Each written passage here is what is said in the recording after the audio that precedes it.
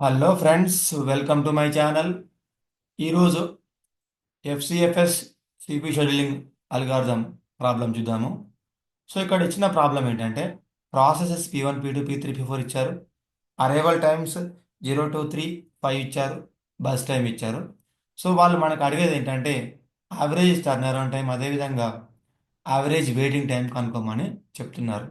So ఇలాంటి problem ఇచ్చినప్పుడు మనము మొదటగా చేయవలసింది ఫస్ట్ గ్యాంట్ చార్ట్ డ్రా చేయాలండి. సో ఫస్ట్ మనము గ్యాంట్ చార్ట్ డ్రా చేయాలి. సో ఈ గ్యాంట్ చార్ట్ ఎలా డ్రా చేయాలంటే ఎఫ్సిఎఫ్ఎస్ అన్నప్పుడు సో మనకి ఇక్కడ ఫస్ట్ మనం అరైవల్ టైమ్స్ చూసుకోవాలి. ఈ అరైవల్ టైమ్స్ ఎక్కడైతే తక్కువ ఉంటుందో అది ఫస్ట్ ఎగ్జిక్యూట్ అవుతుంది అన్నట్టు. సో దీంట్లో మనం చూస్తే P1 దగ్గర 0 ఉంది కదా. సో గ్యాంట్ చార్ట్ డ్రా చేసేటప్పుడు జస్ట్ ఇలా డ్రా చేయాలి గ్యాంట్ చార్ట్ అన్నప్పుడు. సో ఫస్ట్ మనకి ఇచ్చిన దాంట్లో అన్ని ప్రాసెసెస్లో ఫస్ట్ ఎగ్జిక్యూట్ అయ్యేది ఇక్కడ P1. ఎందుకంటే దీని అరైవల్ టైం 0 ఉంది కాబట్టి ఇక్కడ నేను P1 అని రాస్తున్నా. సో P1 ముందు ఏం లేదు అంటే 0 వస్తుందండి ఇక్కడ. మరి P1 బస్ టైం ఎంత ఉందండి? 4. అంటే P1 ఎగ్జిక్యూట్ కావడానికి తీసుకున్న టైము 4 అన్నట్టు. నెక్స్ట్ P2 వచ్చేసి సెకండ్ అరైవల్ టైం ఉంది, అంటే P1 తర్వాత P2 ఎగ్జిక్యూట్ అవుతుంది. దీని బస్ టైం వచ్చేసి 3. సో P1 తర్వాత ఇది ఎగ్జిక్యూట్ అవుతుంది, అంటే P1 తర్వాత P2 ఎగ్జిక్యూట్ అవుతుంది. P1 ఆల్రెడీ 4 తీసుకుంటుంది, P2 3 తీసుకుంటుంది, అంటే 4 + 3 వచ్చేసి మనకి ఇక్కడ 7 వస్తుందండి. P3, సో P3 కంప్లీట్ కావాలంటే P1 కంప్లీట్ కావాలి, P2 కంప్లీట్ కావాలి. సో P3, సో దీంట్లో ఎంత వస్తుందండి మరి?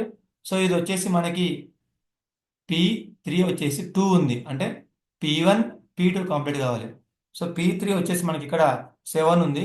7 అంటే P3 2 ఉంది కాబట్టి 7 + 2 వచ్చేసి 9 వస్తుంది. సో P4 అంటే ఏంటి? P1 కంప్లీట్ కావాలి, P2 కంప్లీట్ కావాలి, P3 కంప్లీట్ కావాలి. సో ఇది వచ్చేసి మనకి P4. సో P4 కంప్లీట్ కావడానికి బస్ టైం 1 మిల్లీ సెకండ్ ఉంది కాబట్టి ఇది వచ్చేసి మనకి 1 మిల్లీ సెకండ్ ఉంది. కాబట్టి దీన్ని జస్ట్ నేను చిన్నగా తీసుకుంటున్నా. ఓకే, సో ఇది వచ్చేసి 1 కాబట్టి దిస్ ఇస్ 10 అవుతుంది. సో ఈ విధంగా మనము గ్యాంట్ చార్ట్ని డ్రా చేయాల్సి ఉంటుంది. సో ఒక్కసారి నేను మీకు మళ్ళీ ఎక్స్ప్లెయిన్ చేస్తాను. సింపుల్ ప్రాబ్లం ఇది. ఫస్ట్ P1 ఎగ్జిక్యూట్ అవుతుంది, ఎందుకంటే అరైవల్ టైం 0 ఉంది కాబట్టి, అందుకని నేను P1 రాశాను. P1 బస్ టైం 4 ఉందండి, అందుకని నేను P1 0 to 4 తీసుకున్నాను. P2 బస్ టైం 3 ఉంది, P1 తర్వాత P2 ఎగ్జిక్యూట్ అవుతుంది, అంటే P1 ఆల్రెడీ 4 తీసుకుంటుంది, P2 3 తీసుకుంటుంది కాబట్టి 7 వచ్చింది, అంటే 4 + 3 7 వచ్చింది. ఇక్కడ P3 కావాలంటే P1 అయిపోవాలి, P2 అయిపోవాలి.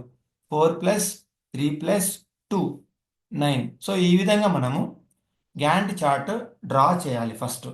సో ఇది వచ్చేసి మేజర్ ఇంపార్టెంట్ టాస్క్. సో మనకి బస్ టైం ఇచ్చారు, అరైవల్ టైం ఇచ్చారు. సో ఫస్ట్ మనము కనుక్కోవాల్సింది కంప్లీషన్ టైం కనుక్కోవాలండి. సో ఫస్ట్ మనము కంప్లీషన్ టైం కనుక్కుందాం. Okay, so very very important, completion time కనుక్కోవాలి. సో ఫస్ట్ అసలు కంప్లీషన్ టైం అంటే ఏంటి? కంప్లీషన్ టైం అంటే ఈ P1 అనేది completion time or finish time రోజు. సో P1 అనేది ఎప్పుడు కంప్లీట్ అవుతుంది? 4 దగ్గర కంప్లీట్ అవుతుంది. P2 అనేది 7 దగ్గర కంప్లీట్ అవుతుంది. సో జస్ట్ ఇక్కడ రాసుకోండి. అంటే కంప్లీషన్ టైం అంటే ఇది ఎప్పుడు కంప్లీట్ అయిపోతుంది? ఎస్, P1 వచ్చేసి 4 దగ్గర కంప్లీట్ అవుతుంది, P2 వచ్చేసి 7 దగ్గర కంప్లీట్ అవుతుంది, P3 వచ్చేసి 9 దగ్గర కంప్లీట్ అవుతుంది, P4 వచ్చేసి 10 దగ్గర కంప్లీట్ అవుతుంది. ఓకే, సో ఫస్ట్ ఇటువంటి ప్రాబ్లమ్స్కి మనము చేయాల్సింది ఏంటంటే కంప్లీషన్ టైము కనుక్కోవాలి. సో ఈ కంప్లీషన్ టైం నేను ఎందుకు అనుకుంటున్నాను అంటే మనకు వచ్చేసి ఫస్ట్ వాళ్ళు అడిగింది మనకి దీనిలో టర్న్ అరౌండ్ టైం అడిగారు. సో మనల్ని అడిగింది ఏంటంటే ఫస్ట్ టర్న్ అరౌండ్ టైం అని అడిగారు. సో ఈ టర్న్ అరౌండ్ టైంకి very very important, turn around టైంకి ఫార్ములా ఏంటంటే completion time minus arrival time. So very very important. Completion time minus arrival time.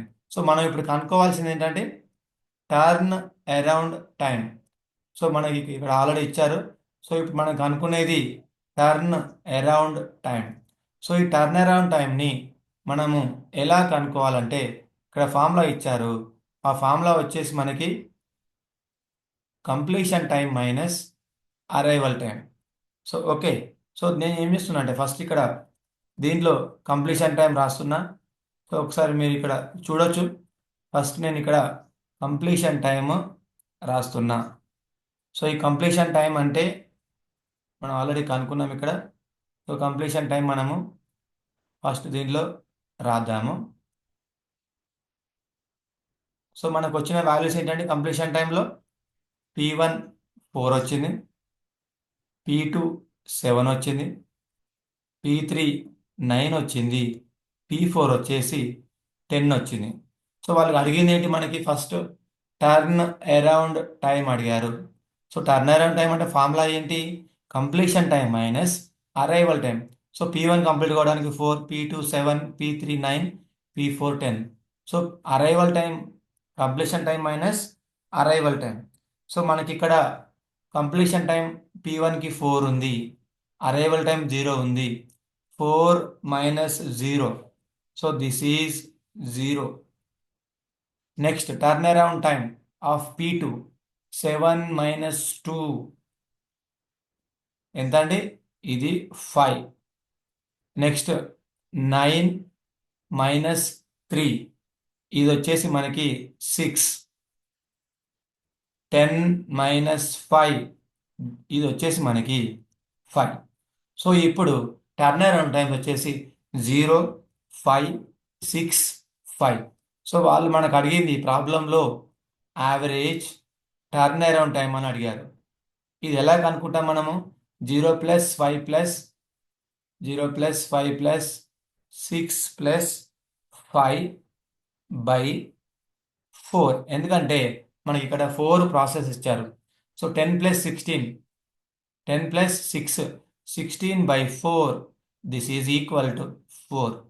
So ఇది టర్నర్ అరౌండ్ టైం వచ్చేసి so మనకి ఇక్కడ 0 ప్లస్ సో ఫస్ట్ వన్ వచ్చేసి 4 minus 0 is here 4.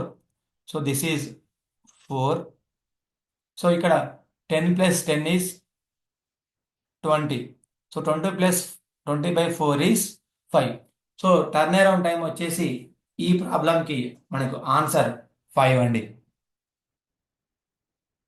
Next one మనం కనుక్కోవాల్సింది waiting time కనుక్కోవాలి. So మనకి ఇక్కడ next కనుక్కోవాల్సింది waiting time. ఈ వెయిటింగ్ టైంకి మనకి ఒక ప్రాబ్లం ఒక ఫార్ములా ఉంది. సో ఇక్కడ మనం రాద్దాము. Waiting time. So waiting time is equal to so waiting time అంటే మనకి ఇక్కడ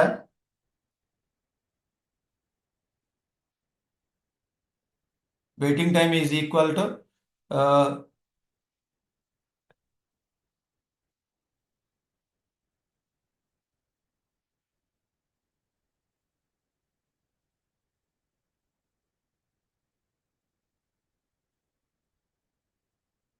turn around time minus burst time. So important formula ఇది గుర్తుపెట్టుకోవాలి. Turnaround time minus burst time.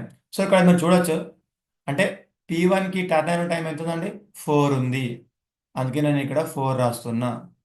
Bus time ఎంత ఉందండి? 4. So this is 0.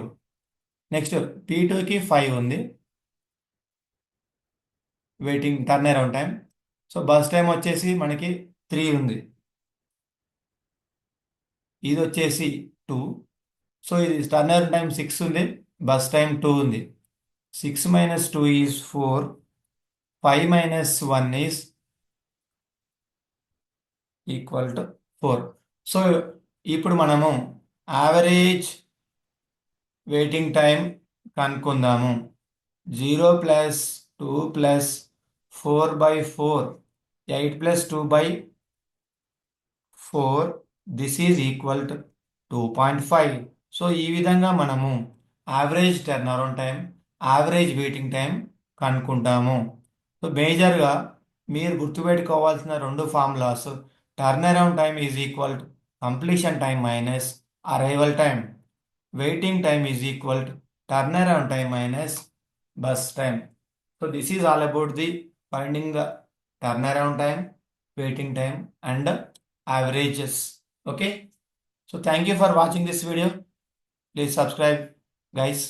Thank you.